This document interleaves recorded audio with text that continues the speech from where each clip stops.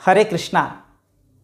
बंधुओं, आज हम लोग चैतन्य महाप्रभु जो कि भगवान कृष्ण के अवतार माने जाते हैं और जिनका जन्म नवद्वीप में हुआ था, गौड़ प्रदेश में, बंगाल में, उनकी कुंडली को समझने का प्रयास करेंगे। और कई ऐसे बिंदु जो पहले दुर्लभ थे, जो नहीं मिल पाते थे, ऐसे सॉफ्टवेयर पहले उपलब्ध नहीं थे, इसलिए सही जन्म का बिल्कुल समय जो चैतन्य महाप्रभु का क्या है ये भी कहीं उपलब्ध नहीं है।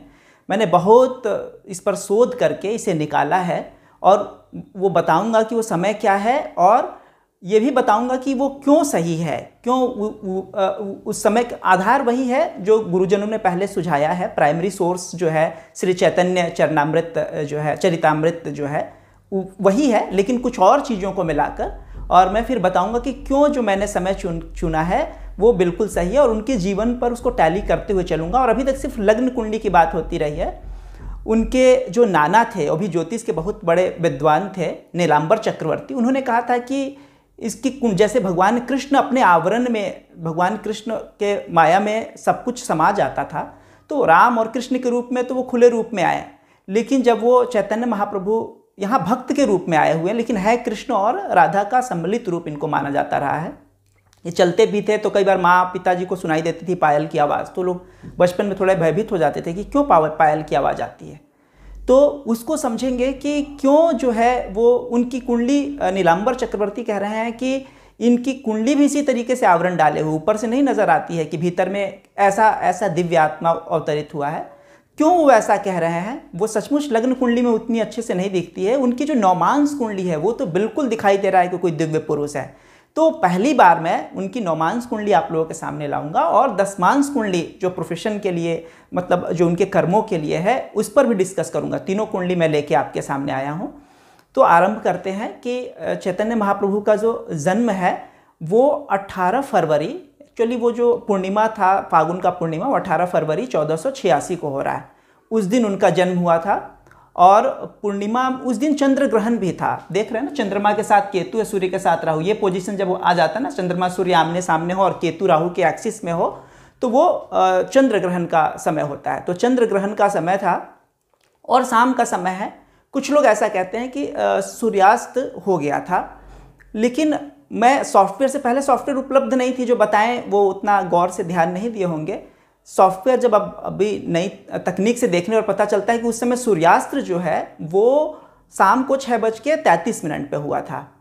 और इनका जो लग्न बताया जाता है, जो श्री चैतन्य चरितामृत में लिखा हुआ, वो सिंह लग्न इनका है। सिंह लग्न है, सिंह राशि है, और पूर्वा फाल्गुनी नक्षत्र है। वो सब तो सही है, लेकिन सूर्य 6:33 के बाद की अगर हम कुंडली बनाते हैं तो सिंह लग्न नहीं रहता है, कन्या लग्न हो जाता है। इससे पता चलता है कि 6:33 के बाद की तो कुंडली नहीं है, पहले की है। तो गोधूली बेला थी। लोग डाउट कर जाते हैं, पता कैसे चलता है सूर्यास्त के समय थोड़ा पहले या थोड़ा बाद? हम लोग तो कोई गेस नहीं कर सकते, हम लोग ज्योतिषी उसके बावजूद बिल्कुल गेस नहीं कर सकते कि अभी सूर्यास्त हो ही गया है। समय देख के गोधूली एक जैसा ही रहता है, सूर्य डूब रहा उस समय का। तो हाँ, ये है कि सूर्यास्त के समय है, बिल्कुल ये नहीं कह सकते कि सूर्यास्त के बाद। सूर्यास्त के बाद कन्या लग्न नहीं है, सूर्यास्त से पहले का जन्म है। और जो उस समय क्या है कि ग्रहण लगा था, तो ग्रहण में लोग पूजा पाठ करते हैं। बंगाल में भी नदी में खड़े होकर भी जप करने का कई जगह विधान है, या जो गृहस्थ भी कुछ नहीं करते हैं वो भी जब छूतका खत्म हो जाता है तो जाते हैं स्नान करने के लिए। तो उस समय जो इनका जन्म हुआ तो लोग स्नान करके जो है नदी से, वहाँ से आ रहे थे। हरि बोल हरि बोल, माने इनके जन्म से पहले ही हरि बोल उच्चारित करवा दिए, और पूरा समाज कर रहा था। वैसे योग में ही पैदा हुए कि सबको ऐसा करना पड़े। वैसे ग्रहण में पैदा होना अच्छा नहीं मानते हैं, लेकिन प्रभु की लीला ही अपरंपार है। तो वो सब लोग हरि बोल बोलते हुए हैं, तो ग्रहण शायद खत्म हो गया था उस समय जो है वो जन्म है। तो 6:32 से पहले का जन्म है। एक और सूत्र जो कि प्रभुपाद, श्रील प्रभुपाद के गुरुजी जो थे वो भी ज्योतिष के विद्वान रहे हैं। उन्होंने जो श्री कृष्ण जो चरित्रामृत है उसके अलावा भी एक क्लू मिलता है कि उनका लग्न का नक्षत्र उत्तर फाल्गुनी था। तो इससे और ज़्यादा पक्का हो गया कि लग्न का नक्षत्र उत्तर फाल्गुनी जो है 6:19 से पहले नहीं हो सकता। तो 6:19 से लेकर 6:32 के बीच की ही उनकी कुंडली होगी। ये समय हम लोगों को मिल गया। इसके बाद मैं उस पर बहुत काम किया और मैंने देखा 6:25 से लेकर 6:30 के बीच का जो समय है, लग्न भी वही है, नौमांस भी वही है, दसमांस भी वही है, जो बिल्कुल उन पर फिट बैठ रहा है। इसलिए मैंने 6:30 का समय लिया। तो आप लोग भक्तगण इसको नोट कर लीजिए कि 18 फरवरी 1486 शाम को 6:30 में चैतन्य महाप्रभु अवतरित हुए थे। अब मैं आगे उनकी कुंडली का विश्लेषण करूंगा, उनके जीवन के बारे में भी साथ में बताते चलूँगा। वो उनके जो पिताजी थे जगन्नाथ मिश्र और उनके दादाजी उपेंद्र मिश्र, ये लोग श्रीहट, जिसको सिलहट कहते हैं, वहाँ के रहने वाले थे। और इनके नाना जी नीलांबर चक्रवर्ती जो थे वो नवद्वीप में रहते थे। तो श्रीहट जी खुद विद्वान थे, उनके 5 संतान, 5 बड़े बड़े भक्त तैयार हुए। वो विद्वान होने के बावजूद नीलांबर चक्रवर्ती के पास विद्या अध्ययन के लिए आए। तो आप समझ सकते हैं नीलांबर चक्रवर्ती को पिछले जन्म में मानते हैं कि गर्ग मुनि रहे हैं, इतने बड़े विद्वान। उसके बाद जब जगन्नाथ मिश्र होते हैं, उनसे जो है नीलांबर चक्रवर्ती अपनी पुत्री सची देवी का विवाह कर देते हैं। उसके बाद जगन्नाथ मिश्र जी वहीं नवद्वीप बस जाते हैं, मतलब वो नाना मूल ये लोग श्रीहट के रहने वाले हैं चैतन्य महाप्रभु। तो जगन्नाथ मिश्र, उनके पुत्र जो है विशंभर मित्र, लेकिन इनसे पहले 8 पुत्रियां जो है वो इनके हो के गुजर गए, सची देवी और जगन्नाथ मिश्र जी के। इनसे पहले 8 संतान जो है बहनें जो हैं वो गुजर चुकी हैं। अब इसमें ये भी कुंडली में ये नज़र आता है, जैसे ये जो सिंह लगन की कुंडली है, बड़े भाई बहन का घर 11वां घर होता है, उस भाव का स्वामी जो है अष्टम भाव अनिष्ट स्थान मानते हैं, वहाँ बुध नीच का हो गया है। बुध स्त्री ग्रह बहनों को रिप्रेजेंट कर रहा है कि बहनों का जो है वो नाश दिखा रहा है। कई लोग हर चीज़ अच्छा बताने के चक्कर में बुध को भी, नीच का भी, इसको भी अच्छा बताने लगते हैं, भावुक होकर बोलने लगते हैं। भावुक नहीं होना, हर चीज़ जो पॉजिटिव और नेगेटिव जो होती है ना, उसको सम्मिलित रूप से स्वीकार करना, तभी तो उनके जीवन बिल्कुल, देखिए भगवान कृष्ण की तरह ही कुछ कुछ मिल रहा है। भगवान कृष्ण के भी पहले 6 भाई जो है मार दिए जा रहे हैं, यहाँ भी बहनें जो हैं मर जा रही हैं, रिलेट कर पा रहे हैं। उसके बाद एक पुत्र होता है भाई, और वो जो है विश्वंभर से बड़े हैं, विश्वरूप उनका नाम है। विश्वरूप जो है बिल्कुल बलराम जी की तरह, जो कृष्ण के जीवन में बलराम की तरह बलिष्ठ हैं, और वो थोड़ा धीर गंभीर हैं। और जैसे कृष्ण चंचल थे, वैसे चैतन्य महाप्रभु बचपन में चंचल थे, यहाँ तक कि जब रोने लगते तो जब सब हरि बोल बोलता तभी चुप होते थे, तो हमेशा हरि बोल बुलवाते रहते थे। इसलिए कई वहाँ गाँव की महिलाएं इनका नाम हरि गौड़ भी रखते थे।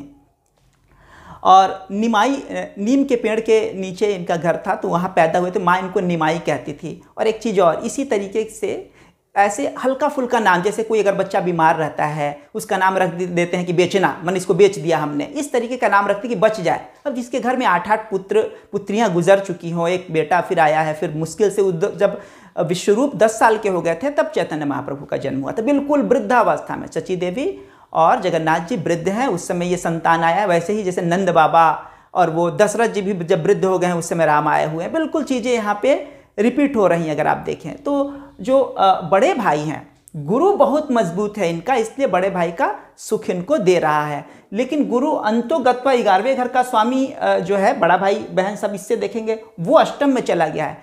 तो वो भी जब बड़े हुए, जब विवाह की बात उनको की जाने लगी 16-17 साल में, तो घर छोड़ के चले गए और पिता के लिए बिल्कुल गुमसुम ही थे। बाद में पता चला कि वो सन्यासी बन गए हैं, और वो ये शंकरारण्य जो है उस नाम से प्रसिद्ध थे। वो बिल्कुल मतलब घर से कट ही गए थे, किसी से मतलब ही नहीं रखा। मैंने बड़ा भाई भी लुप्त हो गया। अष्टम भाव ये तो साधना का भाव है, वैसे साधना के लिए अष्टम में गया है तो साधना के लिए ठीक, लेकिन घर गृहस्थ परिवार के लिए तो खो दिया ना। माँ बाप तो कभी नहीं चाहते कि उनका बच्चा जो है सन्यासी बन जाए। भक्त बने, घर में रह चाहते हैं, लेकिन सन्यासी बन जाए कोई माँ बाप नहीं चाहता है। तो देखिए बिल्कुल दिखाई दे रहा है कि गुरु स्ट्रांग है, तो ऐसी पोजिशन बनी हुई है। उनके लग्न को चंद्रमा केतु तो बैठा है, सूर्य राहु की कंडीशन है। चंद्रमा या लग्न को जो है शनि अपनी 10वीं दृष्टि से देख रहा है, मंगल भी अष्टम दृष्टि से देख रहा है, और गुरु की भी दृष्टि आ रही है इसके ऊपर। तो लग्न बहुत ही स्ट्रांग है, बहुत मजबूत है। गुरु जो है पंचम भाव शिष्य का भी होता है, पुत्र का भी होता है। गुरु इतना स्ट्रांग पोजीशन में, बड़े भाई का भी कारक होता है, धन समृद्धि का भी कारक होता है, तो बड़ा भाई भी इनको दिया। और जो पंचम भाव शिष्य का, आज देखिए इनका शिष्य कितना पूरे विश्व में फैला हुआ। चैतन्य महाप्रभु का ही ऑर्गेनाइजेशन के रूप में आगे फिर गौड़ीय संप्रदाय आगे बढ़ा, फिर आज इस्कॉन के रूप में जो फैला हुआ है, इतने इतने शिष्य दुनिया में हैं। तो वो शिष्य वाला घर बहुत ही शुभ स्थिति में, और यहाँ तो कुछ भी नहीं दिख रहा है, मैं नौमांस में दिखाऊंगा। वहाँ इतना स्ट्रांग बना हुआ दिखाई दे रहा है कि बिल्कुल आज जो कुछ है उनकी बदौलत, वो इनकी नौमांस कुंडली, गुप्त कुंडली जो भीतर में है, उसमें वो सब सारी चीज़ें दिखाई दे रही हैं। और शुक्र जो है तीसरे घर को देख रहा है। तीसरा घर जो है वो कम्युनिकेशन का, इतना बड़ा संगठन खड़ा करना, अपने घर को शुक्र देख रहा है। कलात्मक जो है इनको बना रहा है, नृत्य, गान, संगीत और जो है इन सब चीज़ों को ली। तीसरा घर हाथ का भी है, गले का भी है, गले से गा के इस तरीके से जो है हाथों के मूवमेंट से जो भगवान का था वो इनकी कुंडली में यहाँ भी दिखाई दे रहा है।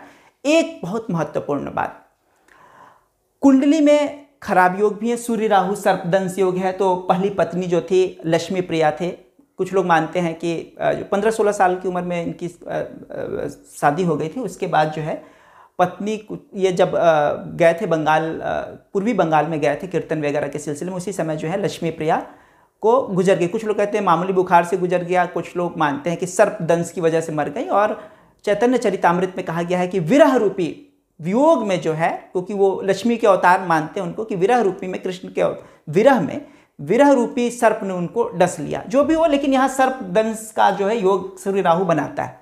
तो पत्नी सर्पदंश से, या सेपरेशन तो है, ये सूर्य राहु इस जगह पर अगर बैठा हो तो विवाह के सुख के लिए अच्छा नहीं मानते। सन्यासियों में तो ऐसा योग होना चाहिए। दूसरी पत्नी इन्होंने विष्णु प्रिया से विवाह किया, 24 साल की उम्र में उनको भी छोड़ के सन्यासी ले लिया इन्होंने। लास्ट में जब एक बार मिलते हैं, मुलाकात होती है, तो वो पूछती हैं, विष्णु प्रिया से पूछते हैं कुछ मांगो, क्या मांग रही हो मुझसे? तो वो कहती है अपने जो है वो चरण पादुका मुझे दे दीजिए। तो पत्नी से तो वियोग ही रहा, और ये गृहस्थ के लिए शुभ नहीं है। सन्यासियों में तो ऐसे योग होने चाहिए, सन्यासी में ऐसे योग नहीं होंगे तो भोगी हो जाएगा। तो ये सर्पदंश योग जो दिख रहा है वो सन्यासी के लिए बिल्कुल अच्छा योग है, कोई दिक्कत नहीं है इसमें। और जो है, और एक योग जो है ये इस घर का शनि और मंगल का एक्सचेंज है। चौथा घर संपत्ति घर का है, और छठा घर जो है वो लड़ाई झगड़ा विवाद परेशानी इन सब चीज़ों के लिए यहाँ पर देखते हैं। तो छठा घर को अच्छा नहीं मानते हैं, वो एक तरह से लॉस की तरह चीज़ है। इस दोनों घर का जो एक्सचेंज है वो अच्छा नहीं मानते हैं। लेकिन अगर जिसको सन्यासी बनना है, चौथा घर जो है, चौथा घर का अगर लॉस होगा तभी तो अपना घर छोड़ेगा वो और घूमेगा वो। ये समझ पा रहे हैं? तो ये स्थिति होनी चाहिए। और दूसरी बात, जो 11वां घर है उनके बड़े भाई बहन का, उससे ये छठा घर है बीमारी का, और ये 8वां घर है आयु का। इन दोनों का जो एक्सचेंज, छठे और 8वें का जो एक्सचेंज हो गया, इसी कारण इतने बहनें गुजर गई, भाई भी आया तो वो जो है सन्यास की ओर उन्मुख हो गया, उसका सुख नहीं मिल पाया। वो योग यहाँ पे कहीं ना कहीं दिखाई दे रहा है, इस तरीके का योग जो है। लेकिन जो राजयोग है, हम लोग कहते हैं ना कि गजकेसरी योग फलाने की कुंडली में है। गजकेसरी योग हर तीसरे आदमी का होता है। कहते हैं चक्रवर्ती राजयोग उसकी कुंडली में है। चक्रवर्ती राजयोग बहुत खुश होने की बात नहीं, हर दूसरे व्यक्ति की कुंडली मिल जाता है।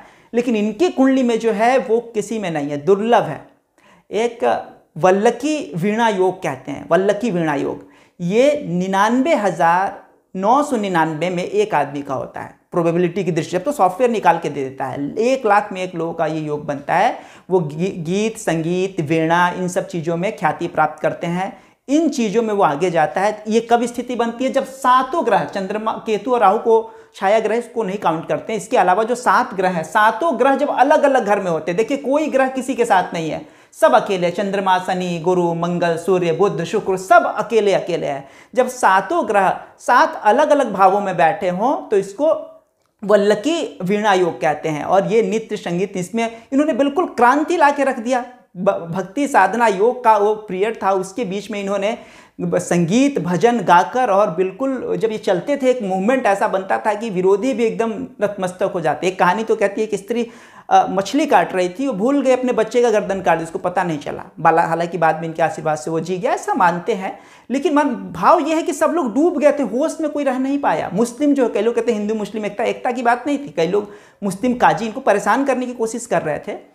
लेकिन इनका जो भक्ति का प्रभाव जब गुजरते थे ना, जिसके आगे कोई होश नहीं रख पाता था खुद को, चाहे वो मुस्लिम ही क्यों नहीं हो, इनका प्रभाव ऐसा था।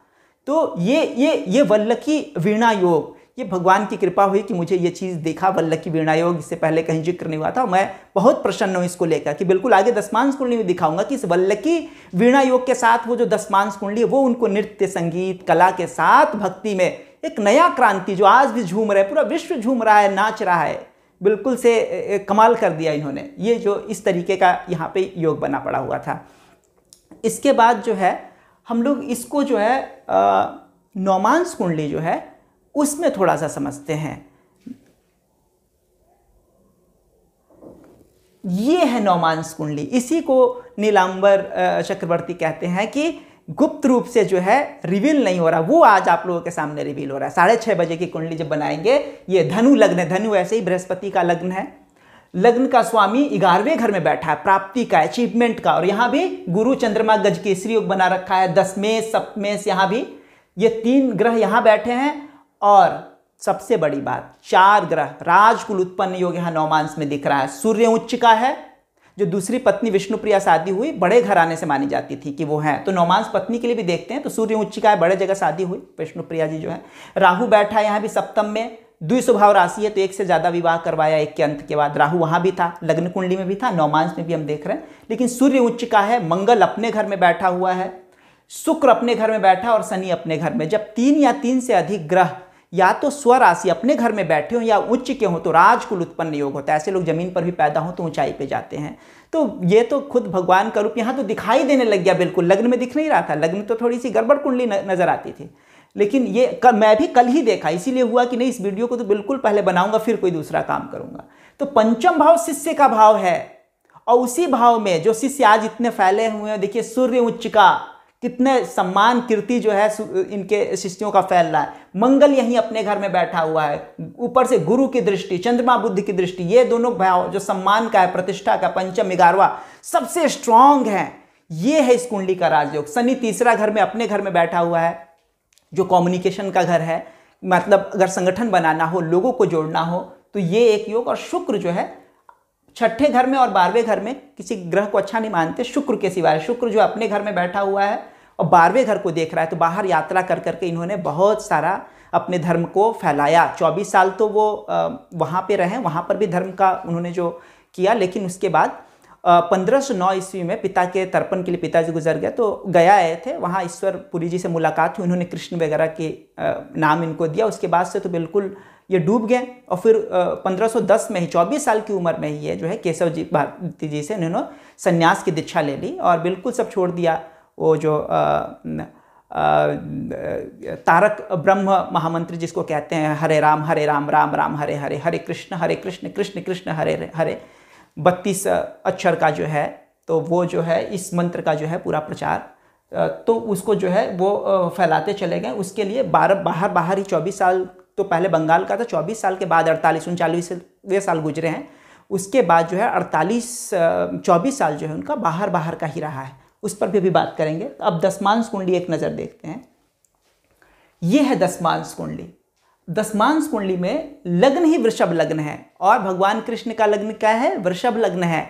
तो इनका भी वृषभ, वही लीलाएं इनके साथ भी आप देखेंगे। बचपन में बलदेव वाली बात मैंने की, भाई बहनों गुजरने की बात की, वैसे ही लोग इनके साथ, जैसे भगवान वो एक लीला करते हैं, उनके कुलगुरु आते हैं और भोजन बनाते हैं, उस समय वो जब भगवान को बुलाते हैं चले आते हैं। इनके जीवन में वही घटनाएं घटी, बिल्कुल चीज़ें वैसी घटती रहीं। लेकिन ये खुल के मानते नहीं रहे कि ये कृष्ण है, लेकिन उस भक्त के रूप में हमेशा रहे। लेकिन इनकी सारी चीज़ें मानते हैं ऐसे कि सारे जैसे दूसरे लोग थे वो पहले ही बिल्कुल पहले से आ गए थे धरती पे लीला करने के लिए। बिल्कुल भगवान का लग्न है, शुक्र लग्न में बैठा हुआ है और वल्लकी वीणा योग के साथ उस शुक्र को पकड़िए कि वो योग शुक्र जो है नृत्य संगीत इन सब से संबंधित जो है बिल्कुल पर्सनालिटी ही बना दिया उस तरीके का। कई लोगों ने 9 बजे की कुंडली इनकी बनाई है रात में उस दिन की, तुला लग्न बनाने के लिए, क्योंकि ये सुंदर थे। इनको गौरांग इसीलिए कहते थे, गौरांग बहुत सुंदर होने की वजह से। तो इनको सुंदर, केवल तुला वाले ही सुंदर नहीं बनेंगे, ये भ्रम है कि तुला लग्न वाला ही सुंदर बनेगा। उनका सिंह भले ही लग्न हो, लेकिन जो उनका नक्षत्र है वो पूर्वा फागुनी शुक्र का नक्षत्र है। दशमांश कुंडली में आप देखिए कि वो जो है लग्न में ही शुक्र बैठा है, जो उसी पर्सनालिटी के द्वारा तो उनको धर्म का प्रचार करना था, जो उनकी दिव्य पर्सनालिटी थी। तर्कशास्त्र में भी निपुण थे। गुरु जो पंचम में लग्न में बैठा हुआ है वो 10-11 साल की उम्र से पढ़ाना शुरू कर दिया था, व्याकरण वगैरह, न्याय वगैरह, और डिबेट में भी बहुतों को हराया। लेकिन किसी को दुख नहीं लगा, क्योंकि बहुत ही मुस्कुरा के, बचपन में तो थोड़े नाराज़ कर देते थे सबको, थोड़े से जो है चंचल कृष्ण की तरह। बाद में भाई जब घर छोड़ दिए उसके बाद से धीर गंभीर वैसे ही हो गए थे। तो बिल्कुल मुस्कुरा के ही परास्त करते थे, किसी को बुरा न लगे। भक्ति को ऐसे स्थापित किया इन्होंने। तो शुक्र का प्रभाव, शुक्र को लेकर वल्लकी वीणा योग के साथ इस शुक्र को देखिए। उसके बाद इस कुंडली में अष्टम भाव बहुत ज़्यादा एक्टिव है। यहाँ पे गुरु की भी दृष्टि आ रही है, गुरु इस भाव का स्वामी है, मंगल की भी दृष्टि और शनि की भी 10वीं दृष्टि यहाँ पे आ रही है। गुरु शनि मंगल अष्टम पे दृष्टि, लग्न में भी याद है यही शनि मंगल और गुरु की दृष्टि लग्न पे जा रही थी। अष्टम भाव साधना के लिए होता है, गहरे साधना, गुप्त स्थान ही अपने आप में भीतर की चीज़ें ये बताता है। ऑकल्ट साइंस इसको कहते हैं, रहस्यमय विद्या, वो भाव बहुत ही ज़्यादा एक्टिव है। और तीसरा अगर फिर जो है कला संस्कृति, वो जो है चंद्रमा यहाँ बुध बैठा, तो काफ़ी यात्रा इनकी होती रही, इनकी काफ़ी यात्राएं होती रही। तो दशमांश कुंडली में और 12वें घर में केतु बैठा है, ये मोक्ष का भाव है 12वां घर। केतु यहाँ बैठा है तो जीवन समाप्ति के बाद जो है दूसरे लोक में चले जाएंगे। आइए मैं दशाओं के अकॉर्डिंग इनको जो है समझाता हूँ। ये शुक्र का, चूँकि अब पूर्वा फाल्गुनी नक्षत्र में पैदा हुए तो शुक्र की महादशा में ही इनका जन्म हुआ। फिर जो सूर्य में जो शुक्र की दशा में विवाह वगैरह इनका जो हुआ था, और जो केतु में, चंद्रमा में केतु में पिताजी के लिए तर्पण करने गए और चंद्रमा में शुक्र में फिर से इन्होंने संन्यास ले लिया 24 साल की उम्र में। जब इन्होंने संन्यास लिया इसके बाद मंगल की दशा शुरू हो गई, और मंगल जो है वो नवम भाव का स्वामी है। नवम भाव, तीसरा भाव भी यात्राओं का होता है, नवम भाव भी यात्राओं, लंबी यात्राओं का होता है। नवम भाव लंबी यात्राओं का है और वो श्रवण चंद्रमा के नक्षत्र में बैठा है। चंद्रमा 12वें घर का स्वामी है, केतु के साथ बैठा है 12वां घर दूर दूर। तो मंगल जो है, चूंकि चंद्रमा के नक्षत्र में, चंद्रमा चंचल है, यात्राएं हैं, मंगल के 7 साल में 6 साल ये यात्रा ही करते रहे दक्षिण भारत के, बंगाल में वृंदावन को कहते हैं। आज वृंदावन का जो महत्व है वो स्थापित करने में इनका योगदान है। पहले इस तरीके से नहीं था जिस तरीके से इन्होंने बसाया एक तरह से वृंदावन को, चीज़ों को जागृत किया, तो वो इनका योगदान है। ये तो जंगलों से भी जाते थे तो रीछ बानर वो लोग भी इनके ऊपर रेत जाते, जब संगीत करते हुए जाते थे। दुष्ट पतित आत्मा ही बिल्कुल हथियार डाल देता था, वो रूप था इनका। तो ये यात्रा, मंगल की जो दशा है वो यात्राओं से भरी इनकी दशा रही। क्यों? क्योंकि मंगल खुद चंद्रमा के नक्षत्र में, चंद्रमा 12वें घर का स्वामी है, बाहर धार्मिक यात्रा वगैरह करते रहे। उसके बाद पूरे राहु के नक्षत्र में, अब राहु तो खराब ग्रह वैसे मानते हैं, राहु के नक्षत्र में 18 साल जगन्नाथपुरी में, जीवन के अंतिम 18 साल वहीं रहे जगन्नाथपुरी में। ऐसा क्यों? तो राहु पूर्वा भाद्रपद नक्षत्र में, गुरु का नक्षत्र है वो, तो राहु का नहीं गुरु का फल दे रहा था। और गुरु तो आप लोग अब तक समझ गए होंगे, बहुत शुभ है, पंचम भाव का स्वामी है, और नवम को, लग्न को देख रहा है यहीं शुभ स्थान में। बिल्कुल शिष्य इतने स्थापित कर दिए, शिष्य बढ़ा दिए कि वो जो है धर्म का काम आगे बढ़ता रहे। तो राहु की पीरियड में इन्होंने खूब धर्म के काम किए। और भी जगन्नाथपुरी में एक जगह बैठ, पहले तो वहाँ पर भी यात्राएं की जो है, फिर वहाँ पर भी बैठ के उस जगह पर जो है उन्होंने संगठन को बृहद आकार जो आज हमारे सामने है, वो उसकी वजह से। राहु को मलेच्छ वैसे नहीं मान सकते। हाँ, अब राहु में ये है कि राहु में चंद्रमा की दशा में ही ये जो है वैकुंठ लोक गए। 39वां साल में राहु में चंद्रमा चल रहा था, तो सप्तम भाव मारक होता है, मारक स्थान में राहु बैठा है। अब जैसे बुध जो है वो 11वें घर भाई बहन का तो है, बड़े भाई बहन का, दूसरा मारक स्थान का भी स्वामी है, नीच का है, तो आयु लंबी नहीं करेगा, माने लीला जल्दी समेट लेंगे, तो इनके ऊपर है। तो बुध दिखा रहा है कि आयु कम। 48वां के 49वें में ही ये गुजर गए, जो है 14 जून 1500 जो है वो 36 में जो है वो इनका जो है 1534 में, 86 में तो जन्म हुआ था, 1534 में जो है 14 जून को स्वर्गवास हुआ। तो ये जो है यहाँ पे राहु इस जगह पर जो है मारक है, और 12वां घर जो है इस धरती को छोड़ने का समय है। 12वां घर बाहर, या जो 12वां घर जो है वो चंद्रमा इसका स्वामी है, 12वें घर का स्वामी चंद्रमा की दशा, राहु में चंद्रमा में ये वैकुंठ लोक को चले गए। ये इनकी पूरी ग्रहों से बिल्कुल मैच कर रहा है चीज़ों को। अगर हम ले तो 6:30 बजे का जो टाइम लिए हैं, नीलांबर चक्रवर्ती जी ने जो हैंड्स कर रखे हुए हैं, तो बिल्कुल सूर्यास्त के बाद का समय इनका नहीं है, पहले का है। हम लग्न कुंडली इनकी समझे, नौमांस जो नीलांबर चक्रवर्ती कह रहे हैं कि सीक्रेट इनके कई चीज़ हैं, उन सीक्रेट चीज़ों को हम लोग समझ पाएँ, और जो दशमांश कुंडली से समझें। और वल्लकी वीणा योग जो है वो दशमांश कुंडली में शुक्र लग्न में बैठा, उसके परिप्रेक्ष्य में, तीसरे घर को शुक्र देख रहा है, इसके परिप्रेक्ष्य में जो 1 लाख लोग में एक व्यक्ति का योग होता, वो योग इनकी कुंडली में था। इसको लेकर फिर ये आगे बढ़े हैं। तो इसको समझते हुए अब जो भक्त हैं कृष्ण के, इसको समझते हुए वर्णन करें। अब मैं अक्सर देखता था कि भक्त हैं, उनको ज्योतिष का गहरा नॉलेज नहीं है, बेचारे भाव में बताते कि बहुत कुंडली अच्छी है, ये है, लेकिन वो बता नहीं पाते बेचारे, जो कुछ कहीं पढ़ा हो।